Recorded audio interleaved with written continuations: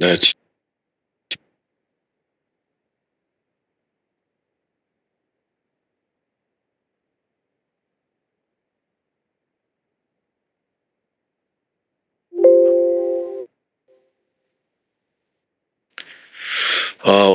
에 대해서 조금 이제 전반적인 관을 좀 이야기하면, 그 생산물 시장에서 공급의 주체인 기업의 생산과 비용 구조를 다루고 있어요.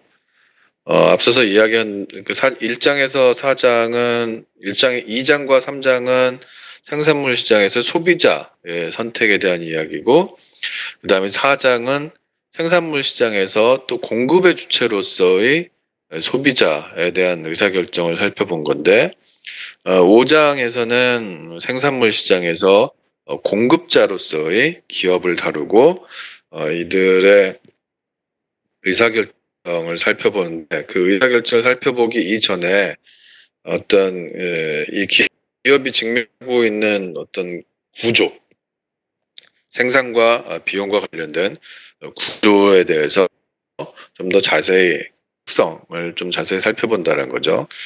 우리가 생산과 비용 구조를 이제 고려를 하는 이유가 뭐냐면 기업의 성과가 표현이 되는데요. 이유는 어떻게 정의가 되냐면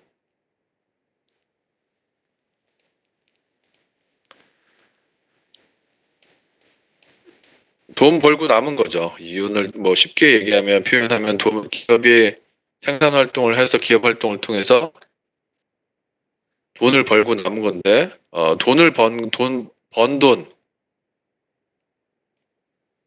생산해서 번 돈이 바로 번 돈을 조금 학술적으로 표현하면 수입이라는 용어가 되는 거고, 이 돈을 벌기 위해서 지출이 필요하다는 거죠. 기업 활동을 위해서 돈을 써야 되는데, 또는 뭐 지출이라고 하면은 지출하는 말 말고 번 돈과 대비되는 말을 쓰면은 쓴 돈이겠죠. 생산 활동이나 기업 활동에서 돈을 써야 되는 면인데, 그 번 돈과 쓴 돈의 차이, 쓴 돈을 또 학술적인 용어로 비용이라고 표현하는데, 그래서 이유는 수입에서 비용을 뺀 것으로 우리가 정의를 하죠. 이윤을 창출하기 위해서는 이제 생산 활동이 필요하고요. 그다음에 생산을 하려면은 이제 생산 활동이 필요한 뭔가가 또 투여하는데, 그 투여가 되는 뭔가를 우리는 뭐라고 부르냐면 생산 요소라고 불러요. 우리가 사정에서 이야기한 바와 같이 생산 요소로는 노동과 자본인데, 노동은 이제 사람의 인력인 거고, 자본은 기계, 공장 이런 것들을 이제 이야기하는 거죠. 그래서 5장에서의 이제 메인 퀘스천은 두 가지가 있는데, 좀 전에 이야기한 대로 생산과 비용 구조를 다룬다고 했으니까, 먼저 생산에 관련해서는 즉 미식약에서 상정하고 있는 생산 요소와 생산 간의 관계는 무엇인가? 이제 요거 잘 살펴본다는 거죠. 즉 생산 함수의 특성이 무엇인지를 우리가 자세하게 논의한다라는 거고요. 유사하게 이제 두 번째 메인 퀘스천은 뭐냐면은 생산과 이제는 생산 요소 구매 비용 간의 관계를 살펴본다라는 거죠. 돈을 쓴다라는 거는 뭐냐면은 생산 활동에 돈을 쓴다라는 건 뭐냐면 생산을 위해서 요소들을 투입을 해야 된다고 이야기했는데, 그 요소들을 투입하려면 내가 없으면 어디선가 사와야 된다라는 거죠. 노동 같은 경우는 노동시장에서 인력을 구매하는 거고, 자본 같은 경우는 인력을 구매하는 거죠. 그래서 구매를 하려면 비용이 드는데, 요거를 갖다가 이제 전체적으로 비용이라고 부른다라는 거죠. 그래서 생산과 비용 간의 관계를 보는데, 특히 어떤 비용이냐면, 구체적으로 어떤 비용이냐면 생산 요소 구매 비용이라는 거죠. 이 생산 요소 구매 비용과 생산 간의 관계를 우리는 이제 비용 함수라고 부르는데, 이 비용 함수의 특성이 무엇이냐를 다루는 게 5장의 또 다른 주제입니다. 그렇죠? 다음 페이지로 넘어가면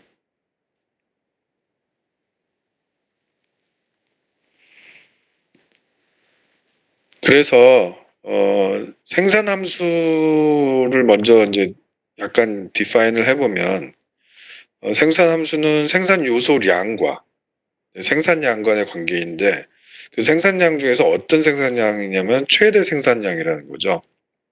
뭐 예를 들어서 뭐 이런 그래프가 필요하지 않다 하더라도 하고 우리가 노동량을 L이라고 우리가 앞서서 표현했다시피 예를 들어서 노동량이 이제 5가 투입이 되면 되고 자본이 뭐 예를 들어서 1만큼 투입이 됐다. 그럼 이를 통해서 뭐 예를 들어서 산출물이 1이 생산될 수도 있고 2가 생산될 수도 있고 3을 생산할 수도 있고 최 어디까지 생산할 수가 있냐면 예를 들어서 10만큼 생산을 할 수가 있다고 생각을 해보죠.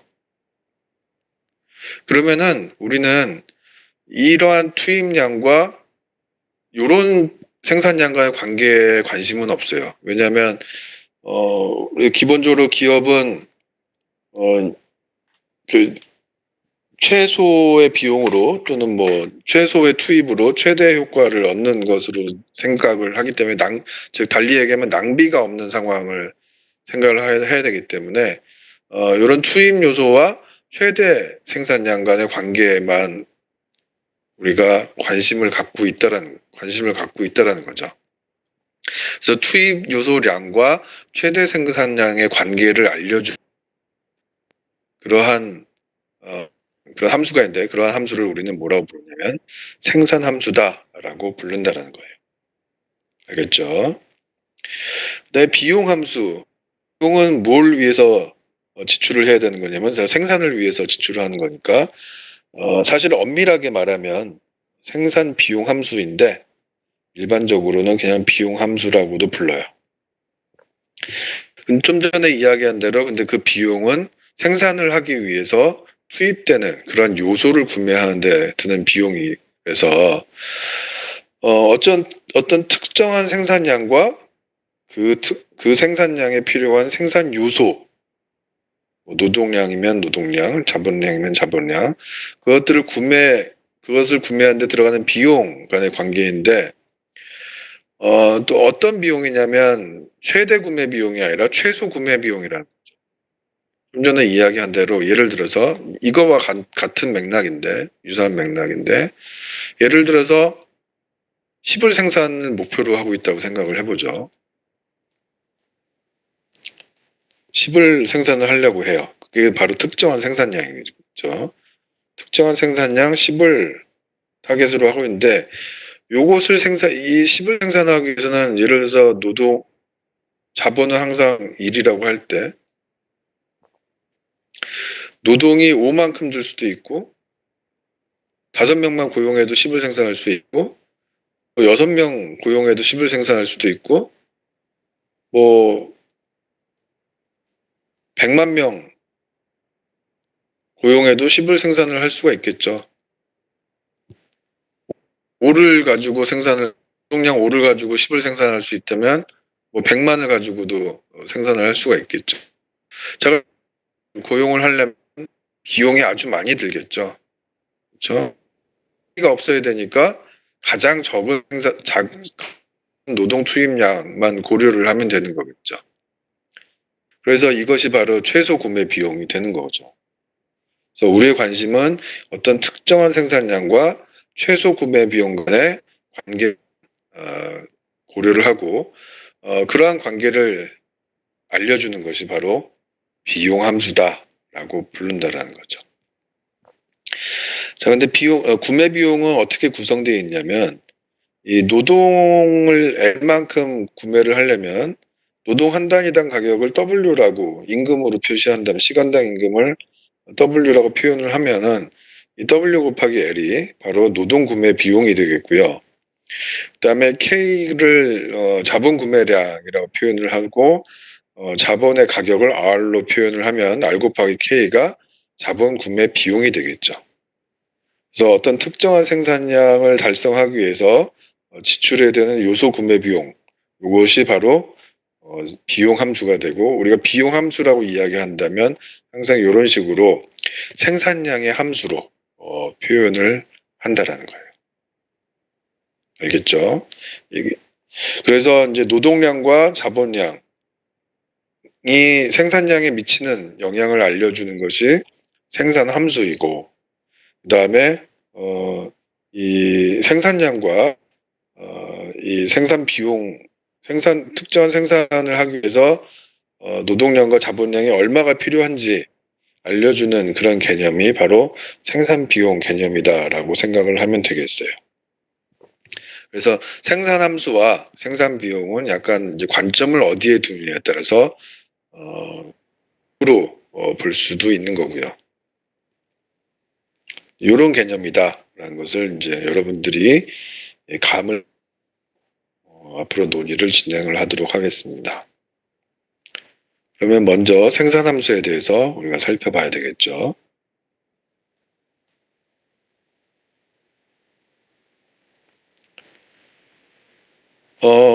그런데 이제 그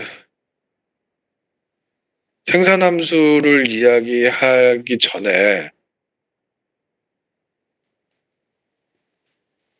장단기 구분이라는 제목으로 좀 논의할 필요가 있는데,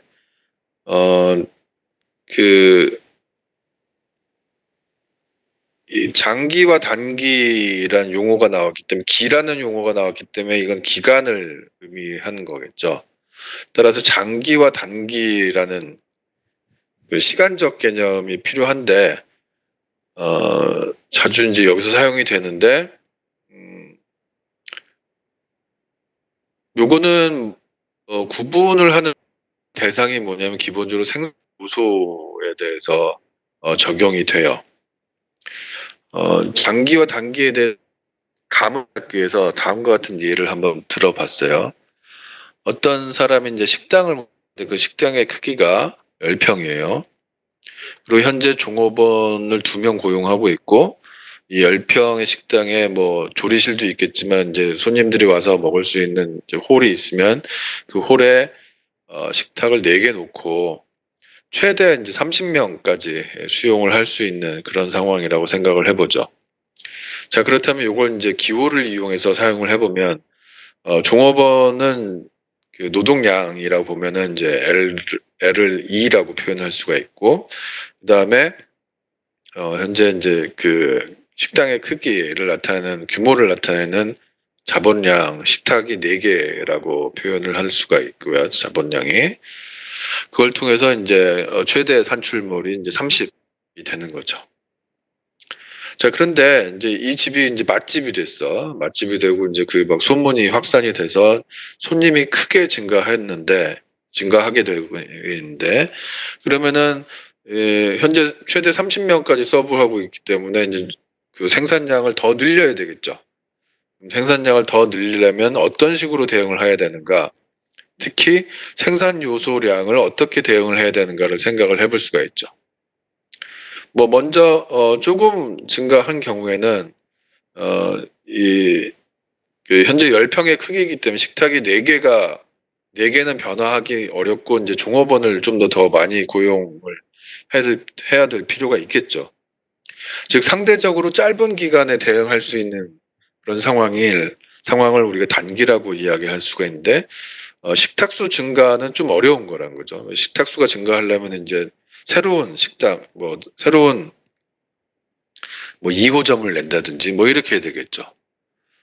식당 확장이 이제 어려운 경우에는 이제 종업원 수 증가가 가능하기 때문에 이 단기에는 이런 자본량의 변화가 어렵고 노동량의 변화가 가능한 경우를 이제 우리가 단기라고 이야기하고, 장기인 경우에는 상대적으로 긴 기간의 대응인 경우를 생각을 하고 있는 거예요. 예를 들어서 식탁수가 증가하려면 이제 2호점을 내는 거고, 이런 거는 이제 자본량의 변화가 가능하다라는 거죠. 물론 당연히 노동량의 변화도 가능하고요. 따라서 단기라고 이야기하는 건 뭐냐면 자본량의 변화는 없고 노동량의 변화가 가능한 그런 기간을 이야기하는 거죠. 약간 이거는 말이 안 되긴 하지만 극단적으로 표현하면은 아무리 긴 기간이라도 자본량의 변화가 없으면 그건 단기라고 이야기한다는 거죠. 뭐 극단적인 얘기고요. 이제 단기에서는 이제 그 자본량의 변화가 없고 노동량의 변화가 가능할 수가 있기 때문에 이 가능한 노동에 대해서는 우리는 이제 노동을 가변 요소라고 부르고 자본은 고정 요소라고 불러요.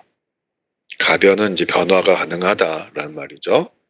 그다음에 장기에서는 이제 자본도 그다음에 노동도 모두 변화시킬 수 있기 때문에 여기에는 고정 요소가 존재하지 않겠죠. 모두 가변 요소이겠죠. 알겠죠? 장기와 단기의 구분은 대상은 이제 생산 요소이고 따라서 앞으로 논의가 장기와 단기를 좀 구분하면서 하는 논의가 좀 등장하기 때문에 미리 좀 살펴보고 특히 다음 페이지는 이제 단기 생산 함수에 대해서 이야기하므로 글로 넘어가도록 하겠습니다. 그래서 단기를 왜 이야기하는가? 이 말은 뭐냐면 자본량이 변화가 없는 그런 상황에서의 생산 함수를 고려한다라는 거죠. 자본량이 이제 특정한 수준으로 고정된, 예를 들어서 K바라고 표현하고요. 상황에서 생산 함수는 이제 노동량 생산 요소와 최대 생산량 간의 관계를 이야기하는 거니까 이제는 이제 그 생산 함수에서 우리가 앞에서 살펴봤던 생산 함수에서 이 부분이 이제 자본 부분이 특정한 수준으로 고정된 상황에서 노동량과 그 생산량 간의 관계를 설명해주는 그러한 함수를 우리는 단기 생산 함수라고 부른다는 거죠. 단기 생산 곡선의 개념도를 보면은 원래는 이 생산 함수가 K에 의해서도 영향을 받을 수 있기 때문에 뭐 이런 3차원적인 그래프를 생각할 수가 있는데 즉 X축은 이제 노동량을 표현을 하는 거고 그다음에 요 Y축은 이제 자본량을 표현하는 거고 요 Z축 세로로 된 축은 생산량을 표현하는 건데 원래는 이런 이제 3차원적인 그래프를 생각을 해야 되지만 지금 자본량이 K바로 고정되어 있기 때문에 이 K바로 고정된 상황에서 노동량과 생산량 간의 관계를 알려주는 것은 요 평면으로 가능하다라는 거죠. 요 평면으로 가능하다는 거죠. 그래서 요 평면에서 요 축도 역시 마찬가지로 노동량을 표현하는 거기 때문에 노동량의 변화와 생산량의 변화를 알려주는 게 단기 생산 곡선이다라고 여러분들이 이해를 하면 되겠습니다. 이해되죠?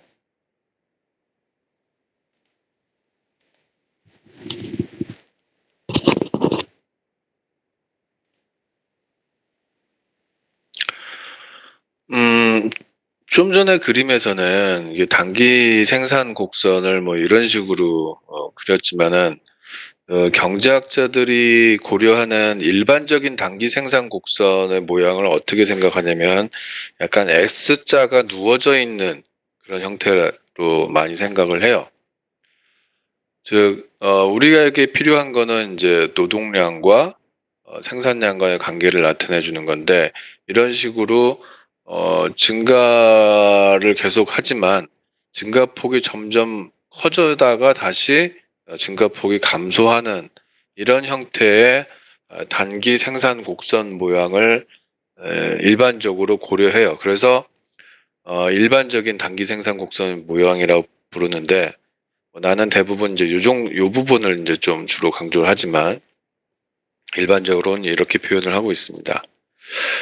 이 단기 생산 함수나 뭐 이런 거, 뭐 생산 함수 나중에 이야기하는 생산 비용 함수 뭐 여기서 이제 몇 가지 새로운 개념이 등장을 하는데 이 생산 함수와 관련해서 등장하는 첫 번째 개념이 뭐냐면 바로 평균 생산이라는 개념이에요.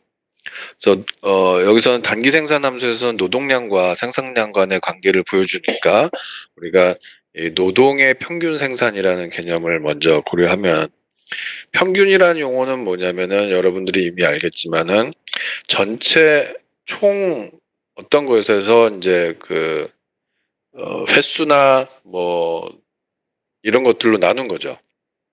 여기서는 이제 총 생산량을 노동 투입량으로 나눈 것을 나누면 어떻게 되냐면 우리가 어떻게 이걸 해석할 수 있냐면 한 명당 생산량으로 그 해석이 되는 거죠.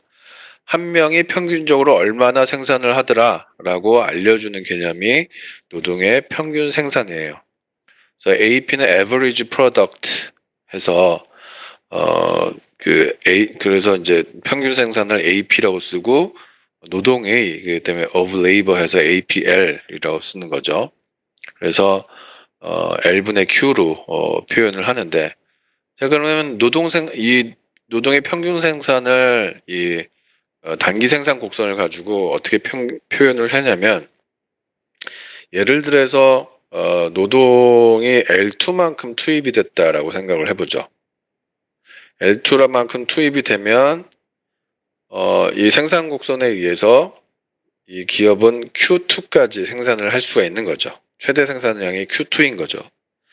이 최대 생산량과 노동량 간의 관계를 알려주는 게 바로 생산 곡선이기 때문에 생산 함수이기 때문에 우리는 이 생산 곡선을 통해서 L2가 투입이 될 때 생산량이 Q2가 된다는 것을 알 수가 있죠. 자, 그럼 L2가 투입될 때 한 명당 얼만큼 생산을 하느냐라는 것이 바로 평균 생산인데 L2분의 Q2로 우리가 계산을 할 수가 있다는 거죠. 이게 노동이 L2만큼 투입이 될 때의 노동의 평균 생산이 되는 거죠. 이해되죠? 자, 그러면 요 길이가 바로 L2가 되는 거고 요 높이가 우리가 이 삼각형을 그래서 요 생산 곡선상에 대응되는 이 점을 생각을 하고 이 점과 원점으로 연결되는 직각삼각형을 한번 생각을 해보면 이 직각삼각형에서 요 밑변이 바로 노동량이 되는 거죠. 그 다음에 이 직각삼각형에서 요 높이, 삼각형의 높이가 바로 생산량이 되는 거죠. 요 길이가 L2, 요 길이가 L2, 요 길이가 Q2가 되는 거죠. 그렇죠? 자, 근데 우리가 평균 생산의 개념이 L2분의 Q2이기 때문에 이것분의 이거가 되는 거죠. 우리가 여러 번 이야기했지만 이것분의 이거는 어떻게 표현되냐면 이 직각삼각형의 밑변과 이 빗변을 감싸는 밑변과 빗변에 의해서 감싸지는 이런 각도의 탄젠트라고 이야기를 했었죠. 그래서 우리가 그림상으로 노동의 평균 생산을 가늠을 뭐 정확하게 계산은 못하겠지만은 가늠을 해보려면은 이러한 직각삼각형을 그리고 그 직각삼각에서 밑변과 빗변으로 이루어진 각도를 생각을 하면 된다는 거죠. 이를 달리 표현하면은 원점에서 뻗은 우리가 직선을 생각을 하고 이 직선이 여기 생산 곡선에 접하는 것이 아니라 만날 때의 원점에서 뻗은 직선을 생각하고 그 각도, 그 기울기를 생각을 하면 우리가 그 노동의 평균 생산을 어느 정도 가늠을 해볼 수가 있다는 거죠. 만약에 노동이 이만큼 투입이 된다, 그때 평균 생산은 여기에 해당되는 생산 곡선에서의 포인트를 잡고 그것과 원점에서 뻗은 직선을 고려를 하고 그때 각도를 고려를 하면 되는 거죠. 또 예를 들어서 뭐 노동이 이만큼 투입이 된다, 그러면은 여기에 해당되는 생산 곡선에서의 저 포인트를 고려를 하고 원점에서 뻗은 직선의 기울기를 고려를 하면 되는 거죠. 이해되겠죠? 그래서 노동의 평균 생산은 무엇으로 우리가 가늠해 볼 수 있냐면 바로 원점에서 뻗은 직선의 기울기로 가늠해 볼 수 있다라는 거죠. 이해되죠? 자, 그러면은 그 다음에 이제 우리의 관심은 뭐냐면 노동 투입량이 늘어나면 늘어날수록 노동의 평균 생산은 어떻게 변하게 되는가를 살펴보는 거죠. 그건 역시 마찬가지로 원점에서 뻗은 직선의 기울기를 통해서 살펴보는데 노동의 투입량이 증가한다는 것은 증가함에 따라서 이 생산량이 변하는데 생산량의 변화는 생산 곡선의 움직임에 따라서 상승 곡선을 따라서 변하게 되는 거죠. 그래서 원점에서 뻗은 직선의 기울기를 얘의 변화를 보면 되는데 여러분들이 보면 알겠지만 요때의 기울기 노동 투입이 이렇게 될 때 노동 투입이 늘어나면 점차 이 원점에서 뻗은 기울기 직선의 기울기가 증가한다는 것을 우리가 알 수가 있죠. 그러다가 어느 점에서는 이 기울기가 최고를 이루고 그 다음에 그 점을 지나면서는 점점 또 이 각도가 줄어들게 되는 그런 형태가 되는 거죠. 너무 이제 겹쳐져서 약간 이상한 그림이 되는데 이런 마인드라는 거죠. 이런 특성이라는 거죠. 즉 노동량이 증가함에 따라서 노동의 평균 생산은 점차 증가하다가 어느 점을 지나서는 다시 하락하게 된다라는 거죠. 그래서 우리가 이 관계를 그림으로 이제 표현을 해보면 이 오른쪽 그림이 바로 일반적인 노동의 평균 생산 곡선인데 평균 생산 곡선은 어떤 평면에서 그리는 거냐면 X축에는 L, Y축에는 평균 생산, 노동의 평균 생산을 나타내는 거죠. 좀 전에 이야기한 대로 노동의 증가함에 따라서 점차 평균 생산이 늘어나다가 즉 원점에서 뻗은 직선의 기울기가 점점 커지다가 어떤 정점에 다다른 이후에는 다시 점점 작아지는 즉 원점에서 뻗은 직선의 기울기가 점점 작아지는 그런 형태가 된다는 거죠. 그래서 생산 함수를 가지고 우리가 평균 생산 곡선을 그려보면 이와 같이 컵을 뒤집어 놓은 그런 모양, 종 모양의 평균 생산 곡선이 얻어진다라는 거죠. 이해되죠? 자, 우리가 여기까지 현재로는 이 새로운 개념을 하나 배웠어요. 즉 평균 생산이라는 개념을 하나 배웠고 그 다음 페이지에는 한계 생산이라는 개념을 배울 겁니다.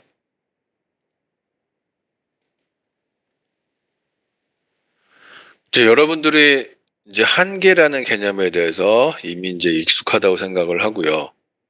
즉 어떤 것이 변할 때 목표가 되는 그런 대상이 얼마만큼 변하는가를 알려주는 개념인데 그래서 노동의 한계 생산이기 때문에 노동의 한 단위 변할 때 생산량이 얼마나 변하는가를 알려주는 개념이죠. 그래서 한계 생산이 영어로 marginal product이기 때문에 MP라는 용어를 쓰고 노동의 그러니까 of labor에서 MPL이라고 쓰면은 이게 노동의 한계 생산을 나타내는 기호라고 여러분들 생각하면 되겠고 요거는 즉 노동의 한 단위 변할 때 생산량이 얼마나 변하는가를 알려주는 거고 대체로가 아니라 생산 함수를 L에 대해서 한 번 미분한 것으로 우리가 얻을 수가 있겠죠. 그리고 여러 번 이야기했지만 이거는 이 접선의 기울기로 우리가 또 가늠을 해볼 수가 있는데 정확한 계산은 물론 당연히 이제 미분을 통해서 얻지만은 이 한계 생산 어떤 특정한 수준에서의 한계 생산을 알기 위해서는 그 생산 곡선 상에서 접선을 그리고 그 접선의 기울기를 가지고 우리가 가늠을 할 수가 있다라는 거죠. 자, 그러면 이 그림은 뭘 표현해 주고 있냐면은 지금 노동 투입이 L1만큼 이루어지고 있을 때 생산은 Q1만큼 생산이 되고 있는데 L1에서 한 단위 더 증가를 하면, 노동량을 더 투입을 하면 생산량이 얼마나 늘을까라는 것을 보여주는 그런 개념도인 거죠. 그것이 바로 노동의 한계 생산을 이야기한 거고요. 그런 경우에는 우리가 그래프상에서 이 해당되는 생산곡선상에서 해당되는 이 점에서 접선을 그리고 그 접선의 기울기를 가지고 가늠을 해볼 수가 있다라는 거죠. 무슨 얘기인지 알겠죠? 자, 그렇다면 우리가 좀 전에 그 평균 생산을 가지고 이야기한 것처럼 그 노동량을 점차 그 투입량을 늘리면 한계 생산이 어떻게 되는지를 살펴보도록 하죠. 만약에 노동 투입량이 이 정도 레벨이다 그러면은 우리는 거기에 해당되는 생산곡선상의 점을 찝어보고, 그리고 접선을 그리고 그 접선의 각도, 기울기를 살펴보면 되겠죠. 뭐 예를 들어서 이 점이다, 이만큼 투입이 됐다, 좀 더 늘려서, 그러면 여기에 해당되는 생산곡선상의 포인트를 잡고 거기에 접선을 그려서 그 각도를 살펴보면 되겠죠. 그리고 뭐 이만큼 투입이 됐다, 노동량이. 그럼 여기에 해당되는 점을 잡고 접선을 그려서 그 기울기를 살펴보면 되겠죠. 자, 그러면은 우리가 노동량을 점차 투입함에 따라서 이 접선의 기울기가 어떻게 변하는지를 살펴보면 되겠죠. 접선의 기울기가 여기를 보면은 점점 증가하죠. 역시 마찬가지로 점점 증가하다가 어느 정점이 있고 그 정점을 지나서는 점차 작아지는, 접선의 기울기가 점차 작아진다는 것을 알 수가 있죠. 그렇죠? 다시 한번 이야기하지만 노동의 한계 생산은 생산곡선상의 접선의 기울기로 파악을 하는 거고, 좀 전에 살펴봤듯이 노동이 증가함에 따라서 노동의 한계 생산은 점점 증가했다가 다시 어느 정점을 지나서는 감소하는 그런 형태이기 때문에 이 관계를 역시 마찬가지로 이 한계 생산 곡선이라는 그래프를 통해서 살펴보면은 X축은 노동량, Y축은 노동의 한계 생산을 나타내고 점점 증가했다가 다시 감소하는, 또 역시 마찬가지로 그 노동의 평균 생산과 유사하게 어떤 모양을 띠냐면은 종 모양을 띠는 거죠. 컵을 뒤집어 놓은, 엎어 놓은 그러한 상황을 보여주고 있는 거죠. 이해되죠?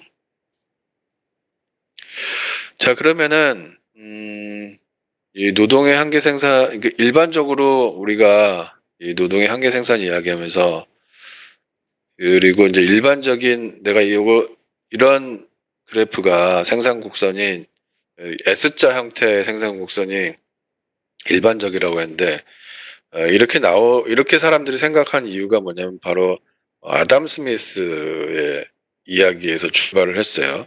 아담 스미스가 이제 그 당시 1700년대 후반에 이제 목공장을 살펴봤는데,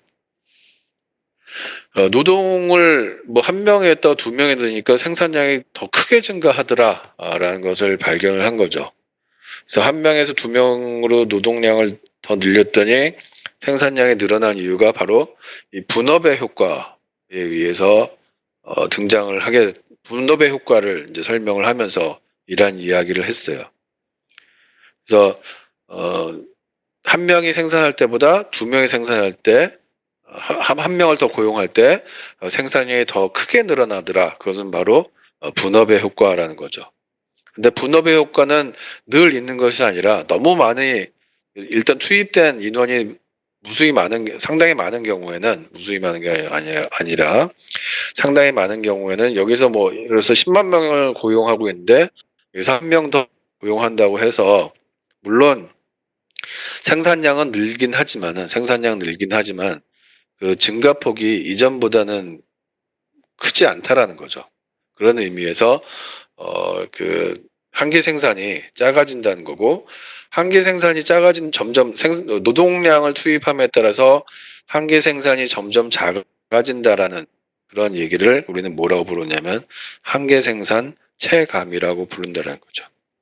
그래서 이 한계 생산 체감이 일어나는 영역은 어떤 영역이냐면 상대적으로 노동 투입이 많이 이루어진 그런 영역이고, 그래서 요 빨간색으로 이 네모 박스 친 빨간 점선으로 네모 박스 친 이런 부분이 바로 이 한계 생산이 점점 노동이 한계 생산이 감소하는 영역을 이야기하는 거죠. 여러분들이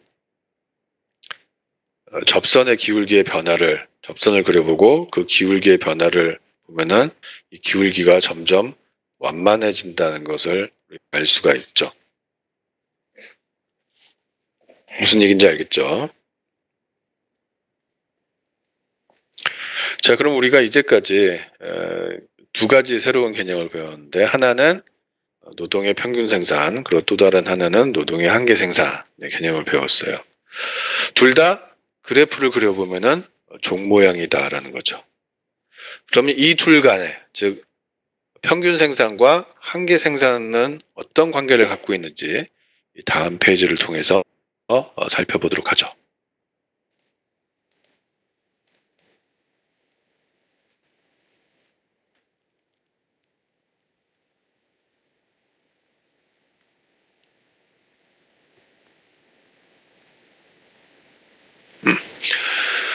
그래서 우리 첫 번째 관심이 뭐냐면 평균 생산과 한계 생산 간의 관계예요. 좀 전에 살펴봤듯이 그 평균 생산은 원점에서 뻗은 직선의 그 기울기를 가지고 살펴보고, 그 다음에 는 그 접선의 기로 살펴본다고 했는데, 먼저 왼쪽 그래프를 한번 보죠. 왼쪽 그래프를 우리가 주목을 해야 되는 이유가 뭐냐면, 뭐 예를 들어서 지금 뭐 어떻게 표현해도 상관없는데 지금 내 L2라고 표현하는데, 이제 노동 투입량이 L2인 경우인데요. 이 노동 투입량이 L2인 경우에는 앞에서 살펴봤듯이 내가 이 부분만 좀 더 강조해서 보면, 이 네모 그 빨간색 점선으로 네모 박스 쳐진 이 부분만 좀 강조를 해서 보면, 이 점에서 이 L2의 노동이 투입될 때 생산량은 이제 여기에 해당되는 거고, 생산 곡선상에서 포인트는 바로 이 점이 되는 거죠. 이 점에서 접선을 그려보면 우리가 한계 생산을 알 수가 있고, 그리고 이 점은 또 특이하게 뭐냐면 원점에서 뻗은 직선도 만나게 되는 그런 점이라는 거죠. 즉, 요 생산 곡선상에서 요 핑크색 점은 뭘 이야기하냐면 원점에서 뻗은 직선도 접하고 그 다음에 접선도 그려질 수가 있다는 거죠. 달리 얘기하면 원점에서 뻗은 직선이 바로 접선이 된다는 거죠. 그렇다면 그 말은 뭐냐면 원점에서 뻗은 직선의 각도와 그 기울기와 접선의 기울기가 같다라는 거죠.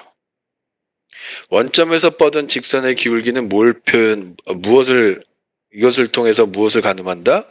평균. 그리고 생산 곡선상에서의 접선의 기울기는 무엇을 가늠하기 위해서 고려하는 것이다? 한계 생산. 자, 그 말은 뭐냐면 L2에서 원점에서 뻗은 접선의 기울기와 생산 곡선상에서의 접선의 기울기가 같기 때문에 우리는 뭘 알 수가 있냐면 한계 생산과 평균 생산이 일치하는 그러한 노동 투입량이 존재하는구나 라는 것을 알 수가 있죠. 그 말은 뭐냐면은 여기 있는데, 평균 생산과 한계 비용이 한계 생산이 일치하는 노동량이 있다라는 거예요. 그런데 이 노동 생산의 특성을 좀 더 살펴보면 그건 오른쪽 그래프를 통해서 살펴볼 수가 있는데, 예를 들어서 이 L2보다, 즉 L2가 뭐였어요? 그 한계 생산과 평균 생산이 일치하는 그런 노동 투입량이죠. L2보다 작은 노동 투입량을 생각을 해보죠. 예를 들어서 L1. 이 L1에서 보면은 원점에서 뻗은 직선의 기울기가 요 정도 크기고요. 이 생산곡선상에서의 접선의 기울기 이 정도 각도죠. 어느 게 더 커요? 생산곡선상의 접선의 기울기가 원점에서 뻗은 직선의 기울기보다 더 크죠. 그 말은 뭐냐면은 한계 생산이 평균 생산보다 더 크다라는 거죠. 즉 전반적으로 우리가 약간 이야기하면 이 L2의 주변에서 조금 작은 노동 투입량인 경우에는 한계 생산이 평균 생산보다 더 크다라는 이야기인 거죠. 이런 이야기인 거죠. 이와는 반대로 이 L2의 주변에 있는데 이거보다 조금 더 큰 투입된 노동량을 생각을 해보면 예를 들어서 L3라고 표현을 하고요. L3에서 해당되는 그 생산 곡선상의 점이 요 점이고 원점에서 뻗은 직선의 기울기가 요 각도가 되겠고 그 다음에 요 생산 곡선상에서의 접선을 그려보고 그 각도를 보면 요 정도 레벨이죠. 이 경우에는 어떤 게 더 커요? 원점에서 뻗은 직선의 기울기가 접선의 기울기보다 더 크죠. 즉 평균 생산이 한계 생산보다 더 크다라는 거죠. 무슨 얘기인지 알겠죠? 자, 그렇다면 그 말은 뭐냐면은 그 노동량보다, 즉, 이 평균 생산과 한계 생산을 일치하게 만들어주는 그런 노동량이 있는데 그 노동량보다 적은 노동량에서는 그 주변에 있지만 적은 노동량에서는 평균 생산이 한계 생산보다 작고 반면에 그 노동량보다 많은 노동량에서는 평균 생산이 한계 생산보다 더 크더라라는 거예요. 자, 그럼 우리는 또 뭘 알 수가 있냐면 이 L2라는 점이 노동 생산이 뭐냐면은 원점에서 뻗은 직선이 생산 곡선과 접하는 그런 상황이기 때문에 이거보다 작을 때는 평균 생산이 작고 또 그다음에 이거보다 더 많은 노동량에서는 평균 생산이 또 작아지죠. 그 말은 뭐냐면 L2에서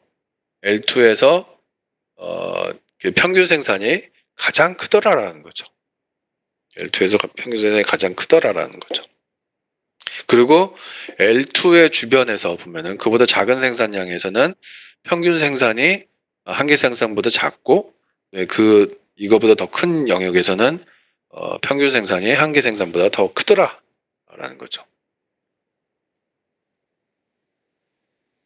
그런 특성을 갖고 있다는 거죠. 그럼 이런 특성을 우리가 이제 담아두고 이 평균 생산 곡선과 한계 생산 곡선을 같이 그려보면은 같은 평면에서 그려보면은 다음 페이지에서 확인할 수가 있는데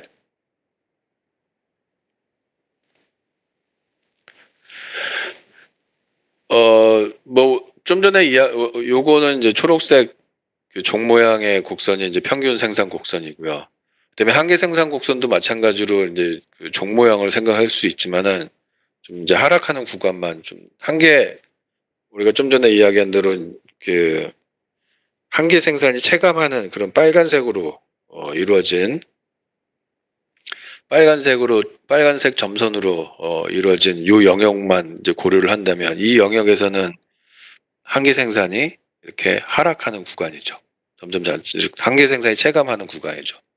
이 부분만 고려를 한다면 이 부분만 고려하더라도 평균 생산은 점점 증가했다가 작아지는 거죠. 정점이 있는데 그 정점에서의 노동량이 L2가 되고 그 다음에 L2에서는 우리가 뭘 알 수가 있냐면 한계 생산과 평균 생산이 서로 같더라라는 거고요.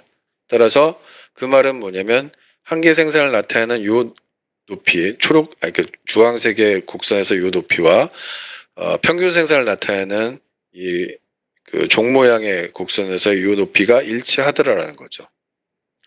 한편 L2보다 작은 노동량에서는 우리가 앞에 살펴봤듯이 접선의 기울기가 원점에서 뻗은 직선의 기울기보다 더 크기 때문에 한계 생산이 평균 생산보다 높은 데 위치해야 되고, L2보다 더 많은 생산량의 노동량에서는 접선의 기울기가 원점에서 뻗은 직선의 기울기보다 작기 때문에 아래에 그려져야 된다는 거죠. 그래서 이 성질을 종합을 하면 여러분들이 반드시 기억해 둘 필요가 있는 내용이 뭐냐면, 바로 한계 생산 곡선이 평균 생산 곡선의 최대점에서, 왜 최대점이냐면은 그 점에서, 그 L2에서 원점에서 뻗은 직선이 바로 생산 곡선의 접선과 동일하기 때문에 그런 거죠. 그 최대점에서 위에서 아래로 하향 관통을 하는 그런 모양이 된다라는 거죠. 매우 중요한 이야기예요. 이해되죠? 평균 생산 곡선과 한계 생산 곡선을 우리가 한 평면에 그려보면은 평균 생산 곡선의 평균 생산의 최대점에서 한계 생산 곡선이 위에서 아래로 하향 관통을 한다.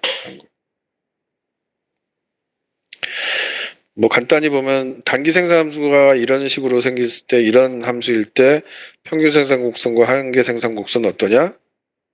평균 생산 곡선은 뭐겠어요? 평균 생산은 뭐겠어요? 이거를 L로 나눈 거죠? 있고, 한계 생산은 뭐겠어요? 이 생산 함수를 L로 한번 미분한 거죠? 5가 되겠죠? 따라서 이 경우에는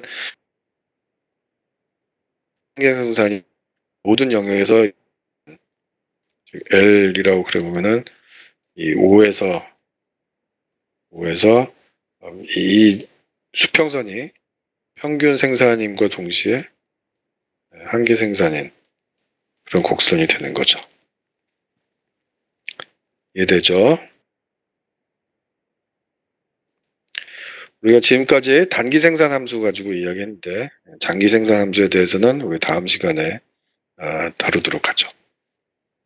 네, 좀 전에 설명에서 오타가 있는데, 단기 생산 함수 Q는 5L 더하기 2가 아니라 2를 없애고 Q는 5L로 수정해 주세요. 그래야 이 이야기가 성립이 되기 때문에 5L 더하기 2는 오타고 Q는 5L로 수정해 주세요. 알겠죠? 오늘 뭐 그 단기 생산 함수를 통해서 몇 가지 개념을 소개를 했고, 그다음에 우리가 왜 생산 함수를 다루는지, 비용 함수를 다루는지 그 이유에 대해서는 앞에서 설명을 했고, 뭐 이런 비슷한 류의 얘기가 5장 전반에 들어 있습니다. 오늘 내용에 대해서 질문 있으면 하세요. 여러분들이 과제를 제출을 했을 텐데, 과제 아직은 이제 확인을 하진 않았고, 이제 다운로드를 받기 시작을 해야 되겠죠. 그리고 과제 2에 대해서는 풀이는 하지 않고, 그냥 답만, 이 클래스에 업로드를 하도록 할게요.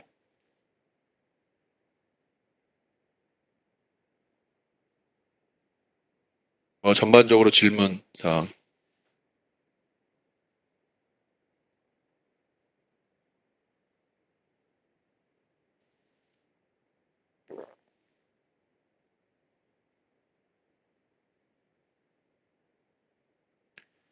어, 풀이, 답을 보고, 뭐 간단한 풀이도 올리도록 할게요. 예. 답을 보고 여러분들이 잘 유추하는 것도 중요한데, 스스로 생각을 좀 더 많이 하는 게 제일 중요하죠. 물론 풀이 과정도 필요하긴 하겠지만.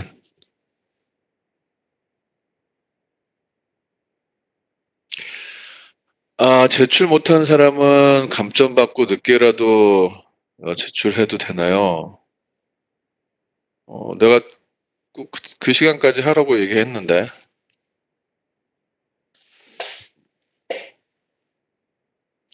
내가 답을 공개를 하질 않아서 뭐 받긴 할게요. 감점은 어느 정도 할지는 좀 더 고민해 보겠습니다.